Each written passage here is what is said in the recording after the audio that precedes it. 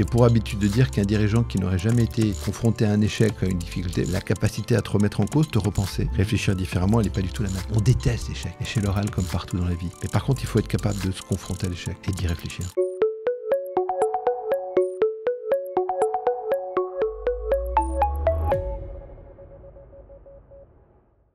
Bonjour Jean-Claude. Bonjour. Je suis ravi de te recevoir aujourd'hui sur Mindset le média. Alors on va commencer par la première question. Quelle est ta définition du mindset, Jean-Claude ? Ma définition, tu vois, c'est amusant parce que souvent ici, on utilise, alors même si on est une entreprise française, on utilise des expressions anglo-saxonnes. Si tu me dis mindset, je vais surtout penser à grosse mindset. D'accord. Qui est cette stratégie qui est la nôtre, qui est de faire de la croissance, Oui. qui est de se développer, qui est de saisir des opportunités, qui est de saisir ce qui commence. Voilà, tu vois, moi, mindset, ça me fait immédiatement penser à ça, plutôt que de traduire avec quel est mon état d'esprit.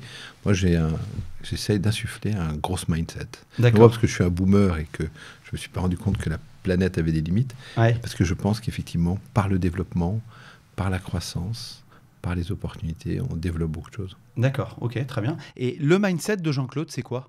Est-ce que c'est un peu ce qu'on vient de dire ? Est-ce que c'est différent ? Non, ouais, c'est surtout, si tu veux, surtout en ce moment, ouais. c'est de rester non pas naïf et béat, mais le plus positif possible. Je pense qu'on en a tous et tous ras-le-bol d'encaisser à longueur de journée des mauvaises nouvelles, oui. Des mauvaises surprises, plein de choses négatives qui se présentent à nous en permanence. C'est plutôt d'aller vers du positif. Quand on lit la presse, on voit que des choses négatives en permanence. Et tous les patrons que vous êtes, chefs d'entreprise, etc., à un moment, ça finit par prendre le ciboulot. Donc, comment on fait dans ces cas-là ? Alors d'abord, moi souvent, je me dis, je me nourris, si tu veux, des difficultés. Ouais. Donc ça tombe pas mal. En ce moment, je tourne pas mal. Donc j'essaie de les transformer en positif, tu vois. C'est de ne pas juste être accablé, par exemple, en ce moment, sur tout ce qu'on vit dans le monde. C'est-à-dire... Moi, je ne peux pas te dire ce qui sera décidé demain par le président des États-Unis, et peut-être lui d'ailleurs non plus, pas plus que moi. Par contre, ce que je peux dire, c'est quelle décision on prend pour rester le plus cohérent possible et du bon côté de l'histoire. Je comprends. Tu vois, notamment, par exemple, sur ces questions d'actualité, sur ces questions de diversité, d'équité, de performance. Est-ce que tu fais comme tout le monde et que tu dis « j'arrête » ? Mais bon, j'arrête pas vraiment, je suspends. Hypocrite. Oui, où tu dis, bah non, c'est des valeurs essentielles. Et donc, je vois pas pourquoi je continuerai pas à mener une politique qui équilibre les rémunérations ou les opportunités entre les hommes et les femmes, qui permet d'employer des gens en situation de handicap au-delà des législations locales. Tu vois, par exemple, en France, on est à 6,8%, mais on aurait très bien pu dire, on fait comme tout le monde. Non, il y a une loi, on s'en fout, qui ne permet pas à des gens dont l'orientation sexuelle est différente de vivre sans se sentir discriminés. Hier encore, au Parc des Princes, la première chose que font les supporters, c'est d'avoir des insultes complètement homophobes. Au nom de quoi ? Pourquoi on tolérait ça ? C'est quoi le truc ? C'est un de tes combats depuis très longtemps, l'inclusion et la diversité. Plein de combats, ouais, bien sûr. Bah, tu sais, moi, j'essaie de me mettre le plus souvent dans la peau des autres. Donc, je suis un homme blanc de plus de 60 balais. Et donc, j'essaie de comprendre ce que ça veut dire d'être une femme noire. Voilà. Et c'est pas parce que je ne le suis pas que je n'essaie pas de comprendre. Et surtout de me mettre à la place de toute forme de discrimination, de rejet de l'autre, sans même le connaître. Et justement, on va faire un peu rewing, puisque tout le monde connaît Jean-Claude Legrand, ou beaucoup de gens. Est-ce que tu pourrais nous dire un petit peu, tu as passé quoi, un peu plus de 20 ans chez L'Oréal maintenant ? 30 ans chez L'Oréal ? T'imagines ? Donc, je suis en direction de 30 ans, là. Alors, est-ce que tu peux nous refaire un petit peu ton parcours, non pas ton parcours académique, je ne veux pas dire qu'on s'en fout, mais ton parcours, les faits saillants qui ont fait que tu es arrivé aujourd'hui à cette position-là, et comment tu as un impact au sein de L'Oréal entre le jeune Jean-Claude qui est arrivé il y a 30 ans et maintenant. Qu'est-ce qui s'est passé ? C'était quoi les étapes clés de ton parcours, et comment tu en es arrivé là, qui est quand même une boîte magnifique, le leader mondial de la beauté, une boîte de plus de 100 000, combien de collaborateurs ? 94 000. 95 000, mais à la limite, c'est pas tellement le nombre, c'est l'impact. Ouais. Comment j'en suis arrivé là ? Écoute, moi, j'ai été élevé... grande partie Aix-en-Provence. Ok. Quand je me présentais, que j'étais plus jeune, j'expliquais que ma mère était commerçante et mon père était commerçant. Ok. J'étais quand même autodidacte. Si tu veux, passer le bac, c'était déjà vachement bien. Sortir d'Aix-en-Provence, permets-moi de te dire qu'à 40 ans, ça paraissait loin, Paris. Oui. Et même impossible. J'ai fait mes études d'abord à Aix, Ok. à Sciences Po Aix-en-Provence. Est-ce que le niveau était dingue? Non. Et puis j'ai essayé de me remettre en question. Je suis venu à Paris. Et avant, tu avais, pardon, à Aix, tu avais des passions, des loisirs. Aix, on sent la lavande, on L'eau. sent Oui, mais moi, j'étais l'air avant la marin. mode. J'étais avant la mode. Non, Non. pas rien de particulier. Tu sais, moi, je suis quelqu'un de très T'as bossé. modeste, simple, ouais, bien sûr. Bien sûr, moi, j'ai surtout travaillé. Ok. C'est la différence, c'est que je l'ai fait par le travail, par mon engagement, par beaucoup d'investissements dans le travail, bien sûr. D'accord. Donc, tu arrives à Paris pour finir tes J'arrive à études. Paris en 86, tu vois, j'ai Ok. 21 ans. Ok. J'y suis toujours, mais je me définis pas comme parisien, absolument D'accord. pas. J'arrive là, et puis, en fait, je vais à Sciences Po à Paris, et je me rends compte que là, j'ai aussi un gros écart de niveau entre ce que j'avais vécu en province à Paris. Ouais. Donc, je travaille, je prépare l'ENA, je rate l'ENA, et à ce moment-là, c'est pour ça que j'ai du respect pour les gens qui le font, qui Ouais. l'ont fait. Au contraire, d'être aigri et de dire c'est nul, je dis bah non, moi j'ai mes petits amis en 87, j'ai passé le concours, je peux dire que c'était failli aller. En plus, comme moi j'étais, et je le suis toujours, dysorthographié et dyslexique, donc je relisais 42 fois mes copies, mais qui étaient bourrées de faux, donc ça m'a probablement pas aidé en plus. Ok. Et puis ensuite, bah, j'étais à Dauphine, tu vois, pendant un an. Ouais. Que pas un truc mal, mais j'ai pour habitude de dire que ce que j'ai le plus appris là-bas, c'est de faire le tour de la place Dauphine, sur lequel il y a écrit la devise de De Lattre de Tassigny, qui est ne pas subir, à laquelle j'ajoute moi rien ni personne. Ok. Mais bon, Dauphine, c'était plutôt un passage assez rapide. Et puis en fait, je me suis embauché par mes profs Ok. à Dauphine, qui étaient consultants. J'ai passé 2 ans et demi avec eux, parce que je considérais que je n'avais pas appris grand-chose, il fallait que je continue à apprendre. Mhm. Donc j'ai appris avec eux, plein de cas, plein de trucs. Puis j'ai été dans la tech, dans une boîte, c'est pour ça que je suis bien placé pour savoir que les entreprises, c'est fragile. Mhm. Une boîte qui s'appelait Olivetti, qui Oui, s'est bien machine sûr. à écrire. Donc là, j'ai passé 5 ans de ma vie. Et j'ai été un peu trop vite catapulté opérationnel parce que j'ai fait 5 plans sociaux, la boîte était en train de s'effondrer. Waouh. À quel âge à ce moment-là? J'avais 28 ans, 29 ans. Donc C'était dur, quand très même. dur, ouais, très très très dur. Et puis j'ai rejoint L'Oréal, j'étais chassé Ok. en 1995, donc il y a 30 ans.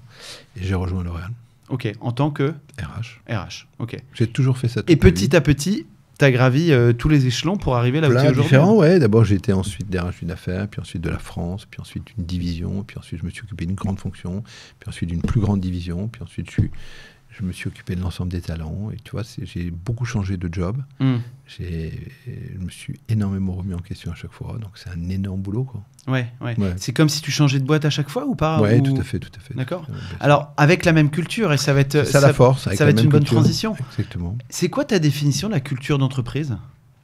Alors, la culture de L'Oréal ou de l'entreprise? Alors, d'abord, la culture d'entreprise pour toi. La culture d'entreprise, c'est ce qui fait la glue, la colle, c'est qu'est-ce que les gens ont envie de partager. Tu vois, c'est ce vouloir vivre collectif qui définit une nation, c'est la même chose. C'est qu'est-ce qui fait que les gens ont envie d'être ensemble. Ok. Et donc, tu vois, nous, aujourd'hui, on dit create the beauty that moves the world. Nous, c'est notre vision, c'est dire on ne fait pas que des produits de beauté. On a une vision de la beauté qui engage pour rendre le monde un peu moins nul ou méchant ou D'accord. agressif D'accord. ou Donc, mauvais. Donc, s'engager pour rendre la beauté plus accessible pour Alors, tous. à la fois plus accessible, mais tu vois, c'est une beauté qui soigne. Quand Ouais. tu es dans notre division LDB et que tu utilises la roche-posay avec un dermato, ça te soigne concrètement la peau. Oui. Mais c'est une beauté qui peut aussi te faire plaisir. Tu te maquilles, tu prends un produit, Ouais. je sais pas, californien de NYX. C'est pas des produits qui ont des vocations à révolutionner la santé, mais qui ont un plaisir immédiat. Tu utilises une coloration, tu changes de tête, tu changes d'espace, tu changes d'époque. Tu utilises un shampoing qui te traite vraiment les cheveux et qui évite d'avoir des pellicules. Tu vois, par exemple, c'est mon cas, j'utilise des produits d'Hercos de Vichy. Je préfère, j'aime bien. Ouais. Voilà, ça m'aide. Donc la Moi, beauté. ça m'évite de faire ça en permanence sur mon costard bleu. D'accord. Donc la beauté comme vecteur de confiance en soi Absolument. et pour rendre les gens finalement mieux. mieux Voilà. dans leur pompe. Une meilleure version d'eux-mêmes, tu vois. D'accord. Sans ça, tu vois, pour moi, la culture de l'entreprise de L'Oréal, c'est la liberté. Ok. C'est la liberté d'être soi-même. D'accord. C'est la liberté d'entreprendre. C'est la liberté de dire non. Tu vois, on a ce pouvoir de la confrontation et donc de la contradiction qu'on doit tous et toutes accepter. D'accord. Hein, moi, si je suis pas capable de dire je suis pas d'accord, j'ai plus rien à faire ici. D'accord. Maintenant, je suis pas obligé de le dire tous les jours parce que ça finit par être fatigant. Oui. Et c'est pareil avec mes équipes. Mais tout ça, c'est il y a des valeurs sur le site web marquées sur les murs. Non, on n'est juste pas à comme ça. cas. Oui, je te citerai pas des grandes entreprises qui, je sais pas quoi, vendent des chocolats personnalisés ou des barres glacées ou des produits pour animaux. Où les mecs, moi j'en ai interviewé tellement, ils arrivent, ils te respectent, ils te récitent les 6 valeurs. Ouais. Je sais pas si ça c'est très. Il y a un côté très anglo-saxon. Ouais. Et nous, on n'est jamais rentré là-dedans. Maintenant, c'est pour ça qu'on fait des parcours d'intégration pour expliquer aux gens. Souvent, quand je recrute des gens extérieurs, ils viennent me revoir en disant que je ne savais pas. On a un truc qui s'appelle FIT qui permet pendant des mois de t'aider à construire un réseau, de comprendre l'entreprise. FIT. Ouais, okay. Ouais, ça veut dire Follow-up, Integration, Training Track au départ. Mais l'idée, c'est de comprendre là où tu es. Et pour moi, la meilleure façon de comprendre, c'est de te faire rencontrer des gens. Okay. C'est de te permettre de constituer un réseau. Tu vois, c'est pour ça, souvent, je dis aussi, je ne parle pas avec les gens avant 2 ans. Ça ne sert à rien de venir te dire, alors, si t'aimes bien, t'aimes pas, on attend 2 ans. Oui, il faut que ça infuse, comme le sachet de thé, avant que... Voilà, il faut que ça infuse, exactement. Ok. Et non, mais moi, j'ai entendu parler de L'Oréal depuis toujours, qui est quand même un des... C'est à cause de ton frère. Ouais, c'est encore à cause de mon frère. On va pas mal parler de lui. Alors, pour rebondir sur mon frère, il m'avait dit un truc qui m'avait pas mal travaillé à l'époque sur la culture de L'Oréal, alors que je travaillais pas dans les RH à l'époque. Et il m'avait dit, on parle beaucoup des poètes et des paysans. Tout à fait. Est-ce que tu peux m'expliquer un peu ce que ça veut dire? Absolument. Et comment ça, peut-être, ça incarne un peu la culture de L'Oréal? Pour nous, c'est une expression qu'on utilise régulièrement. Ça veut dire que tu as la capacité à être hyper opérationnel. D'accord. À mettre les mains dans le cambouis, à faire des choses soi-même, à pas tout déléguer, à pas dire il y a des tâches nobles ou pas. Il n'y a pas de tâches, il n'y a pas des grandes et des petites missions. Tu dois vraiment mettre les mains dans le cambouis. Et l'autre chose, si tu es un poète, tu es aussi capable de rêver, d'avoir la tête dans les étoiles. Tu es capable de voir plus loin, tu es capable de réfléchir, tu es capable de prendre du recul, tu es capable de ne pas te laisser juste engluer par l'opérationnel. Donc c'est vraiment cette idée qui est capable de faire les deux. Tu es capable à la fois de concevoir des idées ou des produits, puis tu es capable de les lancer. Tu es capable de... on a tous démarré en faisant 6 mois de commerce sur le terrain. Et c'est pas une honte, tu vois. Moi, c'est un exercice que j'adore faire à des gens hyper diplômés. C'est-à-dire que si tu sors d'Harvard et que tu commences à dire, oula, vous inquiétez pas, je suis juste de passage, je vais surtout pas faire ce métier toute ma vie. Tu vas pas passer une commande et t'es mort, bien sûr. Moi, j'ai déjà vu 10 fois ces comportements. Mais pourquoi voulez-vous ce qu'on appelle un stage route, qu'on est en train de déployer partout dans le monde? Alors maintenant, c'est un stage route à l'époque où le retail a changé. Il est aussi online. Il peut être dans un comptoir derrière, dans un grand magasin. Il n'est pas obligé de prendre ce qui était l'image idéale que moi j'ai fait il y a 30 ans. Et que beaucoup d'entre nous ont fait, qui est de prendre ta valise, une bagnole, le coffre bourré de produits et de faire le tour de ta région. Moi, j'ai vu une région en Normandie. Ouais, bien sûr, mais je me rappelle encore. D'abord, tu vas taper des hôtels plus difficiles, tu vis la vie de ses représentants, et c'est une épreuve fantastique d'humilité. Si tu veux, plus la vie te donne des épreuves d'humilité, mieux tu vas te porter. Donc, poète et paysan, c'est très clair. Est-ce qu'il y a d'autres choses? Saisir ce qui commence, par exemple. Tu vois, moi, de temps en temps, je traduis aussi la brouette-brouette. C'est-à-dire que ce que tu fais, il faut que ça se comprenne. C'est-à-dire que si tu fais un shampoing... La brouette, comment ? La brouette. Le shampoing, il est là pour te laver les cheveux. Ouais. Saisir ce qui commence, c'est très important pour nous. C'est essayer d'être en permanence en train d'être curieux, de regarder ce qui se passe, et à ce moment-là, de saisir un nouveau courant de consommation, une nouvelle série de produits, une nouvelle idée, une nouvelle orientation du marché, de la beauté. Hop, tu saisis ce qui commence. Tu n'es pas nécessairement à l'origine, toujours, de toutes les idées, mais s'il y a une très bonne idée, il vaut mieux qu'on la saisisse tout de suite, plutôt que d'attendre comme des cons que d'autres le fassent. D'accord, donc saisir les tendances du marché, tester, il y a voir si ça fonctionne. Je pourrais t'en sortir des dizaines, je ne sais pas tous en tête, mais celui-là vient en tête parce que saisir ce qui commence, c'est capturer tout de suite un courant avant qu'il se généralise. Et donc vous êtes plutôt hyper, comme on dit dans le jargon, early adopter, ou vous allez plutôt regarder un peu ce qui se passe et y aller dans votre culture? On fait les deux. Vous faites les deux. On fait absolument. Nous, on est pragmatiques. On est des entrepreneurs pragmatiques. On n'est pas des gens dogmatiques. Il n'y a pas une équipe ici, à côté de mon bureau, qui ferait, je sais pas quoi, la stratégie, avec 15 personnes venant de banques d'affaires. C'est pas du tout comme ça à L'Oréal. Souvent, quand je reçois des gens comme ça qui me demandent de faire la stratégie, c'est les chefs de produit qui font la stratégie. C'est les gens du digital. C'est des personnes qui travaillent sur TikTok Shop qui vont nous dire tiens, j'observe, je comprends, voilà. Tu vois, quand Jean-Paul Agon dit en 2010 c'est l'année du digital, qui est le président de L'Oréal. Et c'est l'année du digital. À l'époque, tout le monde glousse en disant ça veut dire quoi? C'est saisir ce qui commence en 2010. Donc, t'es 15 ans plus tard. L'Oréal, ça doit être 12 ou 13 milliards d'euros de chiffre d'affaires en e-commerce. D'accord. Voilà, mais on est parti de zéro. D'accord. Et il y a 6000 personnes qui travaillent là-dedans aujourd'hui. Et le fait que ça soit à la base d'une entreprise familiale et en même temps une très grande entreprise, parce qu'on dit souvent que la culture d'entreprise peut être impactée par beaucoup de choses, notamment par exemple les sociétés familiales vont penser plus long terme, elles vont prendre des décisions qui peuvent paraître subjectives certaines fois parce que c'est un actionnariat personnel. Est-ce que ça impacte L'Oréal, le fait que ça soit une entreprise familiale? Bien sûr. Bien sûr, d'abord parce qu'elle est incarnée. D'accord. Un dirigeant comme moi, J'ai la chance, d'abord j'ai eu la chance de rencontrer Liane Bettencourt il y a 20 ans, en 2007, et puis ensuite, parce qu'elle a été intéressée par plein de sujets, notamment ces questions qui commençaient de diversité. Ensuite, parce que j'ai la chance de pouvoir avoir échangé régulièrement avec Jean-Pierre Meyers, Françoise Meyers, et leurs enfants, qui jouent un rôle, si tu veux, d'actionnaire de très long terme. D'accord. Qui connaissent l'entreprise, qui l'apprécient, qui en connaissent les arcanes, qui connaissent la culture, mais qui ne sont pas dans le day-to-day. D'accord. Tu vois, qui ne sont pas en train de se mêler de ce que font les managers. Ils ont vraiment un rôle d'actionnaire. Je pense que c'est le meilleur des deux mondes. C'est-à-dire qu'avoir une famille, c'est extrêmement important. C'est incarné. Okay. On sait qui sont monsieur et madame Meyers. Ce n'est pas un fonds de pension logé dans les Caraïbes. Ils habitent Neuilly-sur-Seine. Ils n'ont jamais pensé prendre une autre nationalité. Ils sont ici en France. Et en même temps, ils sont que dans une logique qui n'est pas de venir perturber la méritocratie de l'oral. Okay. La méritocratie, c'est de nommer les meilleurs managers.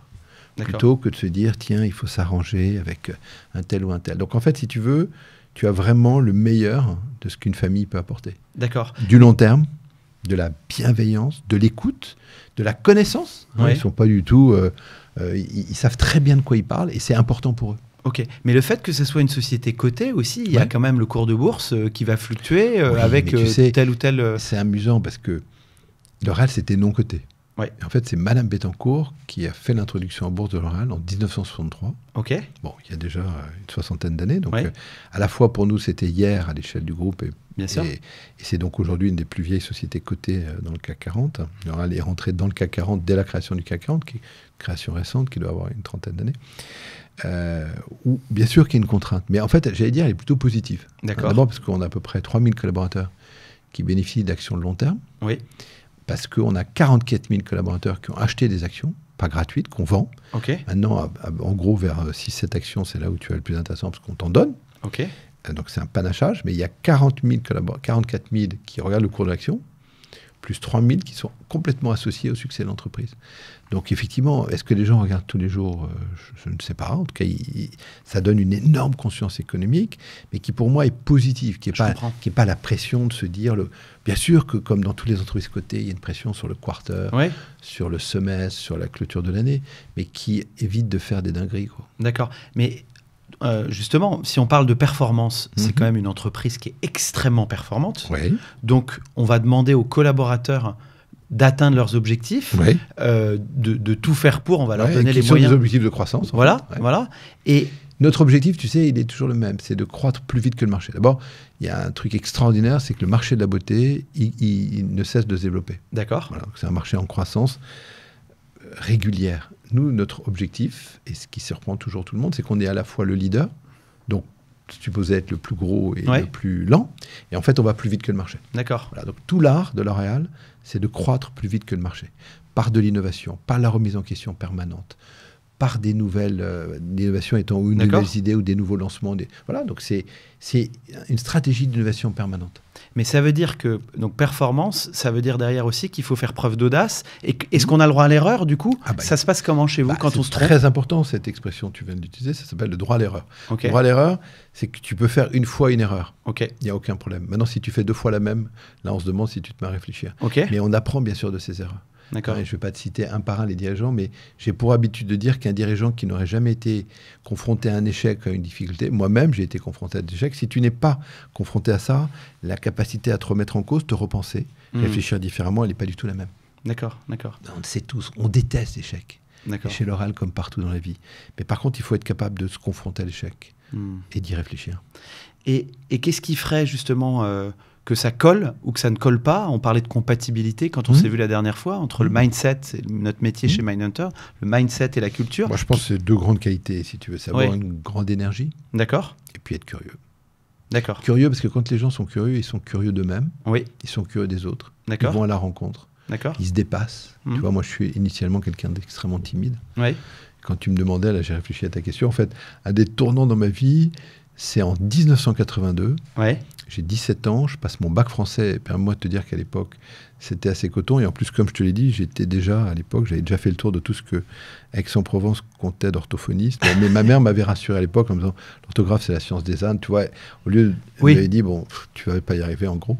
Et bon, mais j'essayais quand même de faire d'améliorer, surtout que j'avais un grand-père qui était implacable sur les fautes d'orthographe. Donc, dès que je partais en colonie de vacances, j'allais en colonie de vacances, je ramenais, il me remontrait mes mots en disant là, c'est bourré de fautes. Bon, voilà, c'est une autre époque. Tout juste, il me soulignait pas en rouge. Et en fait, j'ai un oral très difficile avec une prof qui commence mal. Et en fait, j'arrive à m'adapter à elle, à retourner la situation. J'ai dû avoir une super bonne note, je crois, de mémoire, 17, alors que j'étais vraiment pas très bon. Et en fait, je me rends compte que dans la relation à l'autre, suivant comment tu te comportes, tu peux faire beaucoup de choses. Et tu vois, c'est ce jour-là, j'ai 17 ans, je me rends compte de ça. Et ça a été un grand changement dans ma vie. Mais donc, ça veut dire que... D'aller à la rencontre, en fait, tout simplement, pas être que dans ma bulle. Et accepter finalement ta faiblesse de l'époque qui t'a probablement renforcé. J'en ai plein des faiblesses. Oui, bien sûr. Parce que je suis bien meilleur à l'oral qu'à l'écrit, par exemple. Oui. Bah, c'est sûr. Bien sûr. T'imagines, même encore aujourd'hui, à 60 ans, j'écris un WhatsApp, je le relis. Et quelles sont les... Si tu as envie de nous en parler, une situation où tu vraiment t'as senti, t'as loupé le truc, quoi, et tu t'en es voulu, et comment t'as rebondi après, qui t'a permis d'être meilleur encore. J'ai raconté ça à des... J'ai raconté ça récemment à des jeunes RH. Ouais. Je te l'ai dit, moi je suis arrivé ici en 95. D'accord. Enfin, j'ai fait mes entretiens en 95. J'arrive à fin 95, début 96. Je suis intégré. Et à l'époque, bon, je fais mes 6 mois de route. Je fais tout. Bon. Et fin 96, début 97, on me met dans une équipe. Le patron me dit génial. En plus, tu viens de l'extérieur. Tu as 31 ans. J'attends de toi de tout changer. Et tout ça. On commence à faire des changements. C'est pas facile, le changement. Bah non. Et donc, ça commence à coincer, les gens commencent un peu à se plaindre et tout. Tu vois, c'était il y a 29 ans pratiquement. On part entre Noël et le jour de l'an et je reviens. Il me reçoit dans son bureau au début 97. Il est effondré. Et il me dit, en fait, il faut que tu bouges. Tu dois partir. Je dis, mais comment ça, je dois partir? Ah oui, parce qu'en fait, on a été trop vite, on a fait des erreurs, machin. Moi, je vais rester.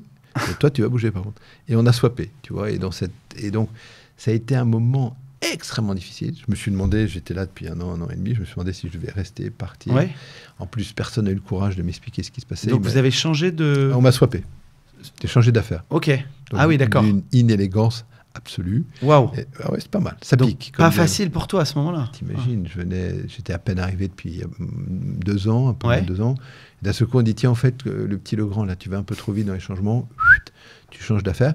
Et en fait, j'ai fait cet énorme problème, une énorme opportunité. Ça m'a permis de faire d'autres rencontres. T'es passé sur quelle affaire à l'époque? J'étais dans une affaire qui s'appelait Je mets. On m'a mis chez Garnier. D'accord. Et Garnier, c'est une entreprise qui allait pas très bien à l'époque, mais qui venait de lancer, à ce moment-là, Fructis. D'accord. Et donc, j'ai été dans une saga. J'ai rencontré Nicolas Hieronymus, qui était directeur du marketing. Ok. J'ai rencontré plein de gens différents. Voilà, ça m'a ouvert d'autres opportunités. Je suis passé quand même d'une grave situation d'échec. Une situation où j'ai réussi. Mais bon, il a fallu que je le travaille, tu vois. Parce que mon réflexe, et puis j'étais tout jeune, c'est-à-dire après tout, c'est des cons, je m'en vais. Ouais. Ils n'ont rien compris. Mais bon. Qu'est-ce qui t'a fait rester? Je venais d'avoir un enfant. Ouais. J'avais besoin de travailler. D'accord. Et je ne me voyais pas dire que moi, j'étais génial et que le reste, c'était des cons. Ouais. Donc j'ai essayé de comprendre qu'est-ce qui fait que dans l'évaluation qu'ils avaient faite, ils avaient trouvé que j'allais trop vite ou que ce n'était pas la bonne façon. Donc en fait, je me suis décidé à rester. D'accord. Et à continuer à faire des changements, mais en changeant ma façon de le faire. Ok, donc tu as changé la forme, mais pas le fond. Rien. Ah non, moi je lâche jamais rien pour ceux qui me connaissent. Non, bien sûr.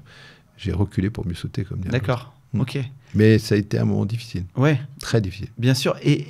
Et ensuite, dans une société qui grossit aussi vite, avec un... relativement vite. Ouais. Quelles ont été les étapes pour toi un peu cruciales, complexes ou intéressantes C'est de prendre des responsabilités. En fait, tu veux, j'ai vraiment commencé à prendre des grosses responsabilités. Presque dès l'année après, en 98, je suis devenu directeur de semaine en France, mais surtout en 2000, j'ai pris une division. Oui. Et là aussi, qui est le fruit du fait que des gens avaient refusé. En fait, c'est ça qui est drôle après. D'accord. Des gens avaient refusé machin. D'abord, au début, j'avais d'ailleurs refusé. D'accord. Et puis, j'ai fini par accepter parce que tout simplement, on m'a pas donné le choix. Et j'ai pris cette responsabilité. Et c'était une toute petite entité à l'époque qui s'appelait Cosmétique Active, qui s'appelle maintenant LDB. Oui. Moi, j'ai été DRH quand ça faisait 800 millions d'euros. Ça fait 7 milliards aujourd'hui. Waouh. Et donc, j'ai à ce moment-là beaucoup contribué à renouveler les choses, à changer les gens. D'accord. À mettre des gens nouveaux pour préparer... en partie, ce qui est devenu cette entreprise.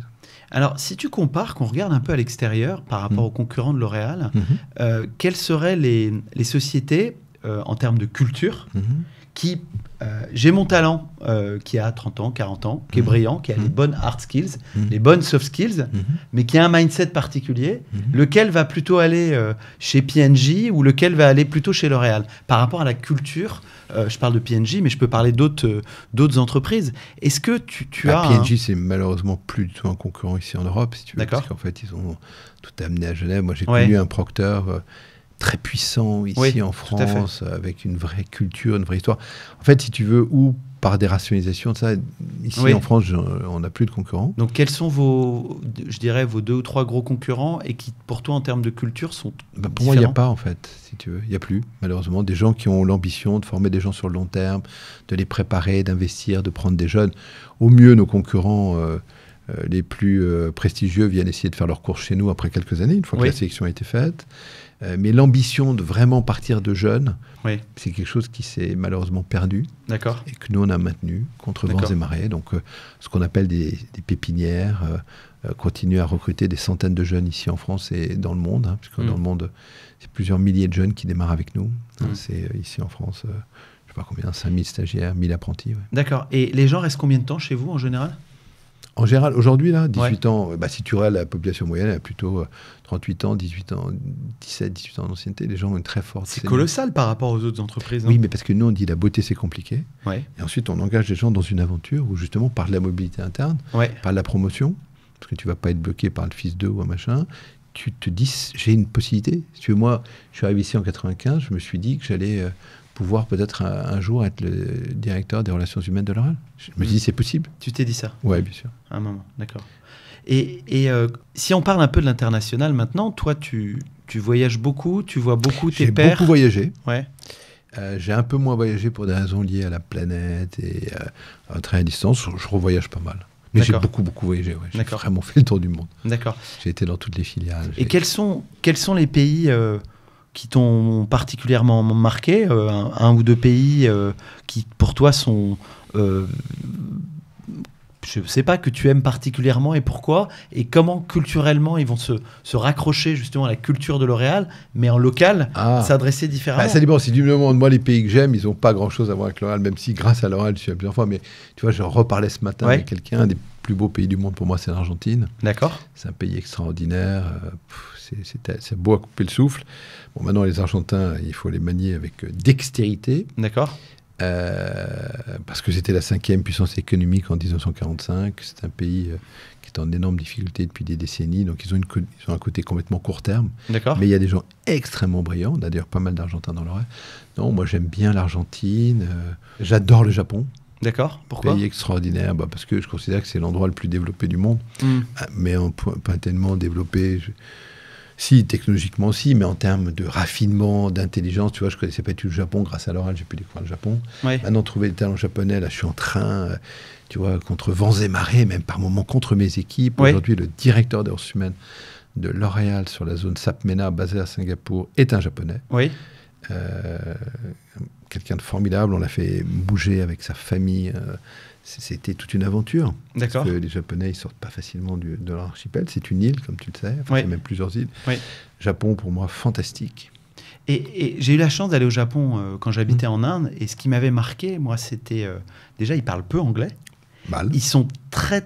Mais c'est une île. Ouais, tout à fait. Tim, c'est une île. C'est comme l'Angleterre. Sauf que nous, on est plus habitués à se dire que les Anglais, ils sont isolationnisants. Mais là, les Japonais, c'est pareil. Mais c'est une île. Et ils voient le monde au travers de cette île. Depuis des millénaires. C'est vrai. Tu vois, la beauté japonaise, elle a, je ne sais pas combien, 2000 ans. Et nous, on va venir en disant, tiens, on va voir ça. Tu vois, pour moi, la beauté, c'est la diversité. Donc, c'est aussi respecter ces différentes cultures, ces différents regards. On n'a pas tous le même. Je comprends. Moi, ce qui m'avait marqué au Japon, c'est le côté, comment dire, dur des éducations et du... Les gens travaillent comme des fous. Ils ont une pression sociale dingue. Du coup, ils vont... Mais il la reproduit tout le temps. Tu vois, là, j'étais en train de discuter avec un autre talent japonais qui travaille pour nous au Japon, qui vient de la meilleure, entre guillemets, grande école, qui s'appelle Keio. Et donc, je lui demande des nouvelles de son fils. Le fils, il est déjà... J'ai découvert, à chaque fois, tu sais, quand tu poses des questions, j'ai découvert que son fils était dans un collège Keio aux États-Unis. D'accord. Pour se préparer dans la perspective de rentrer à Keio. D'accord. Et à ce moment-là, je lui dis, tiens, au fait, tu m'as parlé de ta fille. La fille, non, elle n'a pas réussi à rentrer. Mais alors, la section se fait à 5 ans, tu vois. Donc, tu imagines, à 5 ans, on te fait passer des tests, tu as les profs qui évaluent, m'a tout raconté, parce que j'avais une partie de l'histoire, je ne l'avais pas complètement. Donc, son fils est déjà pris depuis l'école élémentaire dans un système Keio. Incroyable. Sa fille ne l'est pas. Et Keio, c'est la plus grande école, la plus reconnue au Japon. Et comment tu fais pour travailler avec des gens comme ça, qui sont brillants, mais qui ont des cultures J'essaie de leur expliquer nos valeurs, donc je passe Ouais. beaucoup de temps avec eux. Ouais. Donc comment ça marche? Comment tu fais? Tu Ah, passes du temps avec eux? Ils viennent à Paris? Oui, j'explique la brouette, je vais les voir, tu vois. Parce qu'en visio, ça marche pas. Non, mal. Non, je peux rien faire. Là, celui-là, je l'avais déjà vu en visio, je dis, mais non, tu viens me voir en vrai. Il était en intégration à Paris la semaine dernière, et on a passé 1 heure ensemble, et il me pose des questions, et j'essaie de lui faire comprendre. Il parle plutôt correctement l'anglais, bon, en sachant qu'en plus, comme souvent avec le Japon, c'est à plein de degrés d'entrée. Si tu veux. Oui. Par exemple, moi, je peux avoir accès à des Japonais qui parlent en anglais, ont travaillé Oui. dans d'autres sociétés internationales, en l'occurrence, Oui. lui venait du monde de la santé, Oui. mais s'il a travaillé pour une grande entreprise japonaise, aller dans une entreprise internationale, c'est une honte absolue. D'accord. Et encore pire s'il va à l'étranger. Ouais, Parce ouais. que le cœur, c'est au Japon. Si tu t'es baladé dans un jardin sec Oui. à Kyoto, tu as compris que le centre du monde, non pas parce qu'ils sont autocentrés, mais c'est autour du Japon. Ouais. C'est très drôle, il y a un engouement autour d'une série revisitée par Netflix, La Shogun. D'accord. D'un J'ai seul pas coup, vu, tout ok. le monde, regarde là, Ouais. tout le monde redécouvre le Japon. Le Japon, c'est un monde dans le monde. Et avant de rentrer en France, un petit tour par l'Inde qui est cher à mes Oui, yeux. je T'as sais. passé un peu de temps là-bas ou pas? Oui, T'es allé voir? plein. T'en as pensé Mais quoi de nos j'adore, amis, mais de j'adore. nos amis indiens? J'adore. Alors d'abord, souvent, tu sais, les gens, quand je fais des voyages, m'offrent des livres. Donc, Ouais. tu vois, il y en a plein. Ouais, t'en as pas Alors, mal. le manque de peau pour eux, je les lis. Ouais. Donc, en Inde, il y a quelques années, les mecs m'offrent un bouquin dans ma chambre d'hôtel, Modern India. Parce qu'ils Ok. adorent, tu sais, comme ils adorent. Ouais. Modern India. Bon, Modern India. Ticket. Je leur dis, les castes, les amis, ça a été inventé, j'en sais rien, il y a 2500 ans, ça structure une société d'1,5 milliard d'individus. Venez pas me raconter qu'il n'y a plus de castes. Ouais. À Dallas, Ouais. dans des familles indiennes, les mecs continuent à savoir Mais que bien quelles sûr. castes ils sont. Si t'es un 35 Gupta ou un Sharma ou un voilà. Brahman, donc Ouais. ils le savent très bien. Ouais. Les mecs arrivent, ils te demandent la caste. Donc arrêtez de me dire que Modern India, c'est plus de caste, ça structure votre Je société. suis d'accord. Deuxième sujet, j'adore parler, et moi en plus, tu me connais pas encore bien, mais moi je pose toutes les questions. Ouais. Ce qui par moment surprend mes équipes, mais je leur dis toujours, est-ce que tu crois qu'upfront, je demande à un Canadien s'il a un dauphin sur le bras ou une feuille d'érable sur la cuisse? Tu es malade ou quoi? C'est une conversation, elle vient ou elle vient pas. Ouais. Mais comme les Canadiens sont tatoués, ça m'intéresse, machin, ou les Italiens. Mm. Là, c'est pareil. J'adore discuter avec des Indiens du mariage forcé Ouais. ou du mariage arrangé, Ouais. hein, et qui finit, comme tu l'as compris, en love mariage. Et Oui. j'adore avoir cette conversation avec des communautés indiennes, en partie aux États-Unis Ouais. ou en Inde même. Et donc, ça donne des discussions extraordinaires. D'abord parce que ils finissent au fur et à mesure par t'avouer la réalité, Oui. ou te dire comment ça a été arrangé. I'm not really Indian, sir. C'est vrai, quand tu les rencontres aux États-Unis. Donc j'adore ces conversations. Et puis en même temps, il y a une violence incroyable dans la société Oui. indienne. Oui. Et donc je parle comme dans la société japonaise. Nous, on est des bisounours à côté. Hmm. Mais bon, et puis mon dernier sujet que j'adore évoquer avec les Indiens, donc j'ai beaucoup voyagé, et pas que dans les villes, machin. J'ai aussi fait un énorme road trip il y a des années au Kerala. D'accord. Et donc la blague, c'est que j'avais été dans une réserve. Et comme tu as vécu là-bas, tu sais très bien comment Mais ils mon peuvent associé t'enfumer. vient du Kerala. hein, D'accord. Et donc les mecs m'ont raconté, là, c'est la réserve, les gars. On va voir des tigres. Donc ils t'équipent, machin. Ouais. On a passé 2 jours, on n'a pas vu la queue d'un tigre. À chaque fois, ils tapaient dans les buissons. Ah, le tigre vient de passer. Et, à mon avis, il n'y avait plus de tigre dans la réserve depuis bien 40 ans. Mm. Mais à chaque fois, tu vois, ils te disent, là, il va y avoir un tigre. Ils sont des storytellers incroyables. Incroyable. Ils sont en fait d'une gentillesse dingue, mais ils sont capables de te mentir, mais droit dans les yeux.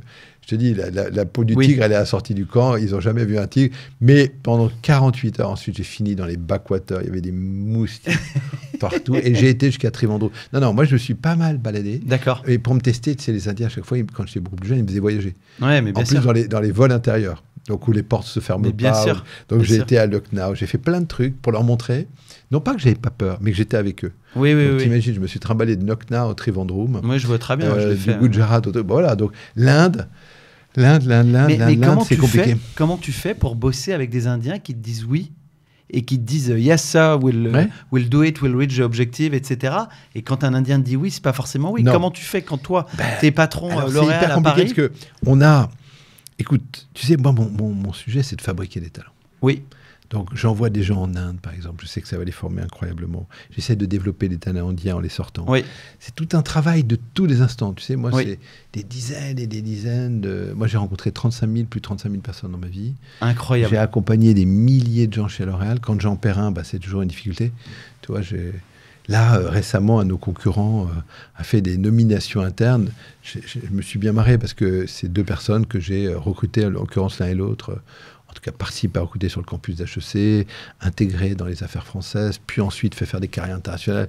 Je les connais inside out, je les connais bien, je connais leur vie, enfin je connais plein de choses qu'on a partagées au fur et à mesure des mouvements, parce que en plus, moi, j'accompagne les gens partout dans le monde. Donc, il y en a un que j'ai vu quand il était au Brésil, l'autre quand il était en Chine, l'autre quand il était au Portugal, l'autre quand il était aux États-Unis, quand ils ont eu des hauts et des bas. Ils m'appellent, on partage. Tu vois, par moments, il y en a un, je m'en rappelle encore, il venait d'être nommé dans un job, il voulait absolument changer. Je dis, mais là, tu es complètement malade. Ça va être un énorme problème. Tu viens de commencer. Mais oui, mais c'est ce que je veux faire. C'est le rêve de ma vie. Bon, écoute, je ne sais pas comment je vais te sortir de cette difficulté. Mais je vais trouver une solution, je vais te sortir de ces difficultés. Bon, je suis sorti de ces difficultés, elle a fait ça. Bon, des années plus tard, il nous a gentiment trahis. Bon, c'est une autre histoire. D'accord. Et du coup, si on revient à Paris, aujourd'hui, quels sont on va dire, les enjeux humains que tu as de notre époque, post-Covid, avec des gens qui sont jeunes, qui démarrent chez L'Oréal à 37 000 euros, si je ne dis pas de bêtises, à peu près, ou du cadre ou cadre sup. Comment ces gens aujourd'hui se comportent? Est-ce qu'il y a team comme avant. Alors, c'est là où il y a un gros pipeau. Ça ne veut rien dire, génération X, Y, Z. Moi, si tu veux, moi, je suis d'une génération où j'ai eu 4 enfants, ils naissaient, je bossais le lendemain ou le jour même, l'après-midi, le mec m'appelait. Bon, est-ce que c'est bien? Non. Est-ce que j'aurais été ravi de prendre ce que j'ai instauré aujourd'hui avec d'autres, qui est de faire 6 semaines de congé paternité? Oui, pour que ma femme me demande de me remuer le cul, de faire mes courses, de m'impliquer davantage. Voilà, donc si tu veux, est-ce que moi, j'avais pas envie d'équilibrer ma vie? Est-ce que... mais c'était comme ça. Voilà, ok. Donc c'est ce que je dis, moi. Si tu veux, c'est le contexte. Est-ce que je suis né avec un iPhone dans ma poche? Non. Je travaillais même pas au fac, si tu veux. Donc est-ce que tu peux t'adapter? Oui. Par contre, la question, c'est quel sens? Et quel respect tu donnes aux gens? Donc la question, c'est pas de savoir quel âge ils ont. Est-ce qu'ils sont... Tu sais, quand les gens me parlent de génération, là, récemment, j'ai emmené mes enfants voir Lucchini... et écouter Lucchini sur Victor Hugo. Et c'est vachement amusant parce que souvent j'utilise l'image de Victor Hugo, qui est de dire, voilà, vous fermez les yeux avec moi, vous venez en février 1800, ça doit être 30 ou un truc comme ça, il fait froid, c'est la première d'Hernani, les mecs vont se battre comme des fous, c'est le début du romantisme. Excuse-moi de te dire que le début du romantisme, ça a plus de chance de savoir si t'es alpha XY, si t'es sur TikTok toute la journée, si t'as un compte Instagram ou si tu scrolles sur ton téléphone, tu vois. Bon, mais... ça veut dire avoir 20 ans. Et avoir 20 ans, ça veut dire changer le monde. La question, c'est comment je t'engage dans l'aventure de changer le monde. Bien sûr. Tu vois, et avoir 60 ans, ça ne veut pas nécessairement dire que tu es cané et que tu es complètement vieux. Maintenant, je ne suis pas le même à 60 que je l'étais à 40 ou que je l'étais à 20. Donc moi, je n'achète pas du tout cette idée de XY, boomer, tout machin. Non. On est ensemble. La question, c'est quelles conditions je te donne pour te réaliser, pour aller plus loin, pour faire mieux. Et est-ce que L'Oréal est cette machine incroyable à donner sa chance au plus de gens possible? Voilà, et moi je cherche des gens souvent qui, comme moi, viennent des classes moyennes, ont envie de faire mieux. Voilà. Ils ne sont pas nés avec une cuillère en argent massif dans la bouche et pensent que L'Oréal, ça serait une occasion formidable, comme je l'ai fait, comme on vient d'en parler, de faire le tour du monde. Tu vois, si j'ai un regret, c'est qu'on m'a toujours demandé de rester ici. J'ai jamais été expatrié. Ce que j'essaie de faire pour des centaines de gens. On parlait de ton frère tout à l'heure, qui a eu la chance de partir en expatriation. C'est une chance extraordinaire parce que grâce à l'expatriation, il s'est confronté à notre culture, il a rencontré d'autres gens, il est sorti de son univers. Donc moi, je suis sorti au travers de la vie de milliers de collaborateurs. J'avais un copain qui disait une très belle expression qui n'était pas de lui, pour l'éducation, mais ça peut être pareil pour les collaborateurs. Il faut donner à nos enfants des racines familiales, de structure, etc., et des ailes. Et donc, pour les collaborateurs d'un groupe, c'est un peu la même chose. Pareil. Je vois le temps qui passe à vitesse grand V, même s'il n'y a pas de timer. Est-ce que tu aurais, pour terminer cette discussion, un point de vue, un conseil à donner aux gens qui aujourd'hui se posent des questions, sont un peu moroses parce que ils lisent trop la presse, parce que on est un peu dans un... comment dire, à regarder le verre d'eau à moitié vide. Ça serait quoi ton message à ces gens-là? J'en ai deux, si tu veux. Là, c'est ce que je donne à mes enfants. D'abord, c'est de ne pas trop procrastiner. C'est les petits amis, la vie est très courte. Il n'y en a qu'une. Il n'y a pas de replay. Il n'y a pas de replay. En arrière. Non, il n'y a pas de replay. Tu n'appuies pas.